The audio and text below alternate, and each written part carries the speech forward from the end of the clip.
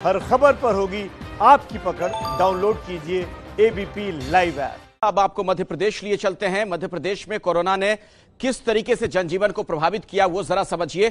खास तौर पर इंदौर, भोपाल और अब तो उज्जैन में भी हालात बहुत खराब हैं। जोन के हिसाब से अगर आप देखेंगे तो 9 जिले खतरे यानी कि रेड जोन में हैं, 19 जिलों में ऑरेंज जोन में, वहीं 26 जिलों की बात की जाए तो इस वक्त सेफ जोन यानी कि ग्रीन जोन में है। ये देखिए वो आंकड़े आपके सामने हैं। तो ये सबसे अच्छी खबर है कि यहां पर ग्रीन जोन अधिक है, लेकिन जो रेड जोन इलाके हैं वहां तो सरकारी मेडिकल बुलेटिन को लेकर ही सवाल उठ रहे हैं। तो कर क्या रही है सरकार, आप देखिए ब्रजेश राजपूत की यह पड़ताल। मध्य प्रदेश में कोरोना संक्रमण अपनी पूरी ताकत से असर दिखा रहा है। ना तो प्रदेश में संक्रमण की रफ्तार धीमी पड़ी है, ना ही मरने वालों की संख्या कम हो रही है। प्रदेश के 52 में से 33 जिले कोरोना संक्रमण की चपेट में आ गए हैं। मध्य प्रदेश की 1 महीने पुरानी शिवराज सिंह चौहान की सरकार इस बीमारी को काबू करने में भले ही असरहीन दिख रही हो, मगर प्रदेश के गरीब, किसान और मजदूरों के लिए वो जो काम कर रही है उसकी सराहना हो रही है। मध्य प्रदेश ही नहीं, देश का सबसे साफ सुथरा शहर इंदौर पिछले 1.5 महीने से कोरोना की भीषण मार झेल रहा है। इस शहर में कोरोना के मरीजों की संख्या 1,500 को पार कर गई है, जो देश के कुल मरीजों की संख्या के हिसाब से 5% है। 30 लाख की आबादी वाले शहर में कोरोना अब 3-4 मोहल्लों की हद तोड़कर शहर के बड़े हिस्से में फैल गया है। पुलिस प्रशासन की सख्ती और लॉकडाउन यहाँ असरहीन साबित हो रहा है। जानकारों का मानना है कि इंदौर में 80% मरीज एसिम्प्टोमेटिक हैं, यानी कि जिनकी बीमारी के लक्षण नहीं दिखते और यही तेजी से बीमारी फैलाते हैं। जो एसिम्प्टोमेटिक कैरियर हैं, जो इन्फेक्टेड तो हो गए लेकिन उनके लक्षण नहीं दिखाई दे रहे हैं, 70 से 80% केसेस ऐसे हैं जो कि अभी घूम रहे हैं। उनमें अत्यावश्यक सेवाएं प्रदान करने वाले लोग, चाहे वो मीडिया कर्मी हो, पुलिस कर्मी हो, चाहे वो डॉक्टर्स हो, चाहे वो नर्स हो। और दूसरा प्रमुख मुद्दा है ये है कि आप इनकी रैंडम सैंपलिंग करिए और जो डॉक्टर्स हैं, वार्ड वाइज हैं, सबको आप पीपी किट दीजिए। कोरोना के मरीज को तलाशने के लिए इंदौर में बड़े पैमाने पर सर्वे और टेस्टिंग हो रही है, मगर इन एसिम्प्टोमेटिक मरीजों को कैसे तलाशा और अलग थलग किया जाए, इसकी कोई योजना प्रशासन के पास नहीं है। इंदौर के कोरोना मरीजों ने ही आसपास के जिलों में भी कोरोना फैलाया है। उज्जैन, देवास, खरगोन, धार, बड़वानी, रतलाम, आगरमालवा और टीकमगढ़ में इंदौर से गए लोगों ने ही बीमारी फैलाई। सरकार का दावा है कि इंदौर में बड़े पैमाने पर सैंपलिंग कराई गई है। कल चौंकाने वाली जो जानकारी आई है, 30 अप्रैल के बुलेटिन के अनुसार 41,712 टेस्ट रिपोर्ट प्राप्त हुए। उनमें से 2,625 पॉजिटिव और 29,816 निगेटिव रिपोर्ट है। इसका मतलब है कि 9,271 जो टेस्ट रिपोर्ट है वो कहाँ गायब हो गई, ये बहुत बड़ा सवाल है। ये बहुत बड़ी फर्क है और बहुत बड़ी विसंगतियां हैं। आखिर जनता का जो सैंपल लिया गया, सैंपल के टेस्ट रिपोर्ट जो हैं वो जो बुलेटिन में कहाँ गायब हो गई हैं। मध्य प्रदेश में इंदौर के अलावा सरकार की चिंता का दूसरा शहर भोपाल है। भोपाल में कोरोना संक्रमितों की संख्या 500 को पार कर गई है। यदि इंदौर में मध्य प्रदेश की कुल कोरोना संक्रमितों की संख्या के 50% लोग रहते हैं, तो भोपाल में आबादी का ये प्रतिशत 15 है। भोपाल के कुछ इलाकों में जिस तेजी से कोरोना फैला है, उससे तो आशंका बढ़ गई, कहीं उन इलाकों में कोरोना कम्युनिटी स्प्रेड के रूप में तो नहीं फैल गया।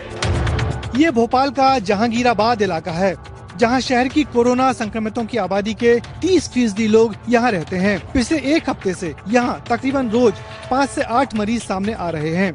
पूरे इलाके की गंभीर नाकाबंदी की गई है, मगर कोरोना तो यहां बुरी तरह फैल ही चुका है। इसके अलावा पुराने भोपाल के मंगलवारा, बुधवारा और शाहजहानाबाद की कुछ गलियों से जिस तरीके से केस सामने आ रहे हैं, उससे कोरोना के कम्युनिटी स्प्रेड की संभावना से इनकार नहीं किया जा सकता।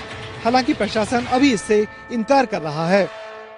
इन एरियाज में कहीं कहीं पे कुछ स्तर पे कम्युनिटी स्प्रेड दिखता है, क्योंकि फर्स्ट कांटेक्ट से कुछ अलग लोग हैं। कुछ स्तर तक के जो हमको ये स्प्रेड देखने मिल रहा है, वहाँ पे वृहद स्तर की सैंपलिंग, वहाँ पे वृहद स्तर की स्क्रीनिंग और टेस्टिंग की जा रही है, ताकि उस फिनोमेना को देखा जा सके और ऐसे लोगों को चिन्हित करके अलग किया जा सके।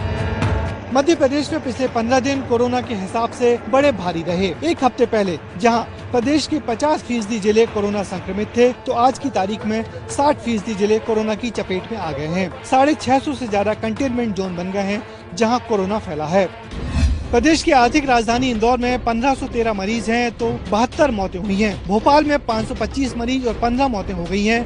उधर जबलपुर में 88 मरीज और 1 मौत हुई है, मगर खरगोन में 70 मरीज और 7 मौतें हुई हैं, तो रायसेन सरी का छोटा जिला 57 मरीज और वहां पर 2 मौतें हुई हैं। इंदौर से सटे देवास में भी 26 मरीज और 7 मौतें हुई हैं, मगर उज्जैन का आंकड़ा सबसे चौंकाने वाला है, जहां 148 मरीज और अब तक 24 मौतें हुई हैं। तेजी से बढ़े मरीजों की संख्या और मौतों के लिहाज से ये प्रदेश में सबसे ज्यादा है।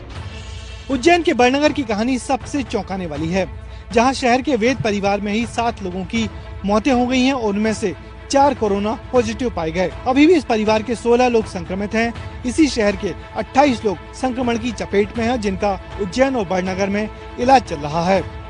जितने भी कॉन्टैक्ट हिस्ट्री में लोग आए हैं उन सबकी भी सैंपलिंग हम लोगों ने कराई है, जिससे कि हम जल्द से जल्द उन लोगों को आइडेंटिफाई करें जो पॉजिटिव के रूप में या एसिम्प्टोमेटिक के रूप में वहाँ पर उपस्थित हैं। निश्चित ही आरडी में लैब का जो शुरुआत हुई है उससे उज्जैन जिले को काफी फायदा मिलेगा। लॉकडाउन के दौरान भी मध्य प्रदेश में तकरीबन 5.5 लाख किसानों से अब तक 28 लाख मीट्रिक टन गेहूं खरीदा जा चुका है, तो उधर प्रदेश के बाहर के राज्यों में फंसे 20,000 मजदूर वापस बुलाए जा चुके हैं। प्रदेश में भी एक जिले से दूसरे जिलों में फंसे 30,000 मजदूरों को आपस के जिलों में भेज दिया गया है और ये निश्चित ही बड़ी राहत की बात है। आज मध्य प्रदेश में मनरेगा के अंतर्गत मध्य प्रदेश में 9 लाख मजदूर काम कर रहे हैं। हमारी कोशिश ये है कि जितने मजदूर वापस आ रहे हैं हम सबको काम दे सकें, ताकि संकट के समय कोई भूखा ना रह पाए। अन्न की हमने भरपूर व्यवस्था की, अब मजदूरों को वापस लाने के काम में भी हम लगे।